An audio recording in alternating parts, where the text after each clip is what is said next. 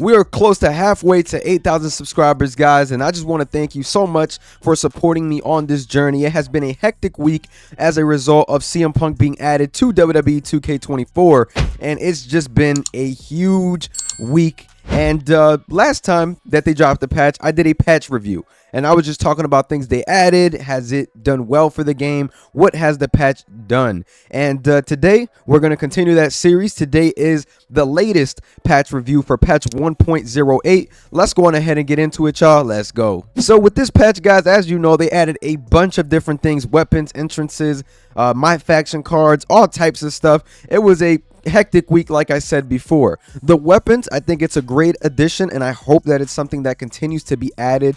Every single DLC comes with something new, some type of addition. It doesn't have to be a weapon, but it can be just something new, something simple that they can just throw in there and give to us so we can just have fun with it. I really enjoyed the fact that they gave us barbed wire bats. That's probably my favorite weapon in the game right now. I think that it's a huge W that they added that. So right now, barbed wire bats, they did their thing with the weapons. So the weapons themselves, great addition by 2K. Not mad about those at all, and I hope that they continue adding those and keep getting crazy with it as the DLC pack comes. I know that the Pat McAfee DLC, they do got some football players in there. Hey man, they added the ability to throw stuff. Let me throw a football at somebody's head, man. Let me go AEW Fight Forever on WWE 2K24. Let me just throw stuff like that. And I think that it would be such a cool thing to add to the game because, hey, man, the more weapons, the better. I just wish that the weapon wheel got a little bit bigger as they added more weapons, because there are so many weapons that I want to introduce and use in one match, but unfortunately, you only have so many options, being that there is a, I believe, 6-slot weapon wheel. So, hey, man, let me get a 10-slot weapon wheel. Let me get an 8. Give me something extra, 2K, and let me choose what weapons I want in the match before the match starts. I don't know if that's a thing, but I have to go into custom matches and create the match with the weapons that I want.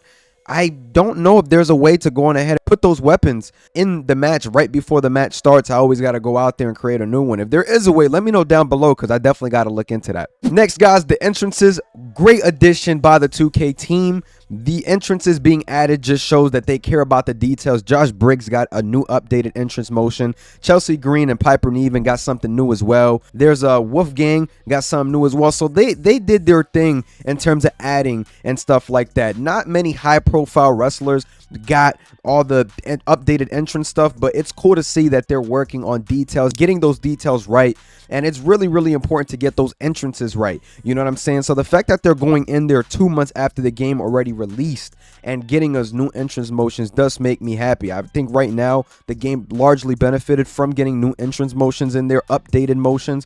There's a lot that they did that I think really benefits WWE 2K24 in longevity and in the long run. As you guys know, they did add Persona cards, and Persona cards, they're a huge conversation right now in WWE 2K24 with my faction and all that. There's a lot going on. I still think that my faction needs some things added to it. We already spoke about the Persona cards, so I'm not going to waste too much time with this, but as you guys know, The Rock and Roman Reigns got added. I wish that there were more Persona cards that got added, and some may be more accessible than others and not have to spend money to attain them like The Rock. So just little things here and there that I really wish they fixed with my faction. I need them to go on ahead and add some sort of card market, auction house, whatever you want to do, but these cards need to be accessible right away instead of making people gamble. At least give us the options to go on ahead and either gamble or buy the card. The NBA 2K My Team, they do have those cards available. The only thing is, over time, they do get cheaper in price. So if WWE wanted to follow that same formula and put those cards out there instead of making people gamble, that would probably be the best idea possible. I still think that not being able to edit the Persona card or even set it as an alternate attire is still bad, and I feel that that's cutting down on the value of the card as well, because think about it. If you want to do a type of match in universe mode, you can't do the type of match in universe mode with the person with the attire because they don't have the title. You got to change that every time, and yes, you can change it and make it simple, but what if we just had the option to make it an alternate attire or keep in its own slot? That way we don't have to continue swapping the title back and forth. There's a lot of things that they do need to correct in this My Faction mode, maybe like up the odds a little bit. I think that eventually they will start upping the odds, and I think that people need to stop spending $400, $600, $800, $900. I saw $1,000. That is a lot of money on an attire, because as long as 2K continues seeing that number and people really spending that type of money, they're going to justify this the whole way. They're going to say, why are we going to change this when people are obviously spending money on this? There's no reason to change this. So I can't blame them at that point. I really can't. So just putting it out there, guys. I know I spent money, but I spent the bare minimum at $50. There are people that are spending $800, $900. And as content creators, I feel like right now we do have to sometimes bite the bullet. But if you're just a person that does not create content, and I get it, you're excited about The Rock and everything like that, don't spend that money, bro, because at the end of the day, that entrance motion is not there. The new music is not there. It's just not there. So just wanted to touch on that. Let's go on ahead and move on. And universe mode. This is a mode that I think still needs a lot of love despite this patch. Universe mode did get fixed in terms of the brand splits working when you're choosing the matches, so that got fixed. I'm happy about that. Ring announcer, you can now choose, but you have to choose it for every single match or else it'll go back to default. I'm not a fan of that. I think that you should be able to just choose it, customize what ring announcer you want for that show.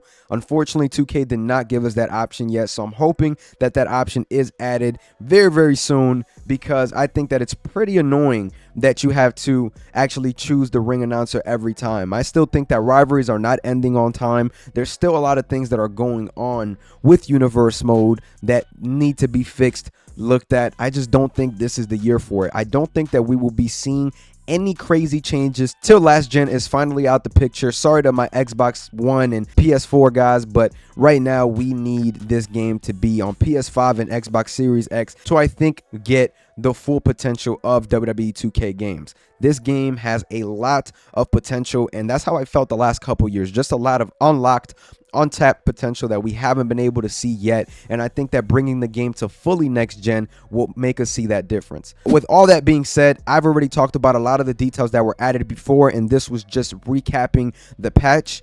WWE 2K24's patch, this one is probably one of the best they've dropped in the last 3 years. When you talk about added details, things that they're working on, attires, the DLC itself was amazing. I mean, man, listen, there is a lot of stuff that they did not have to go to and add, because at the end of the day, you buy the game that way. You don't expect a developer to go back, patch in entrances, even add new weapons. You just don't expect it if it's not promoted as part of the DLC pack or part of the game, because at the end of the day, that's all stuff that does take time, whether it's a skin, whether you want to look at it however. So very, very happy that they went ahead and added this patch. This patch to me was about an 8 out of 10. I think this was one of the most solid patches, one of the best ones they've dropped in years, maybe since 22. I think that this was really a complete patch. There are people saying that they feel like this game is now a masterpiece, which I think is a little bit far, but those are just people's words. So if you guys did enjoy this video, make sure you guys like, comment, and subscribe. Let me know down below, are you happy with this patch?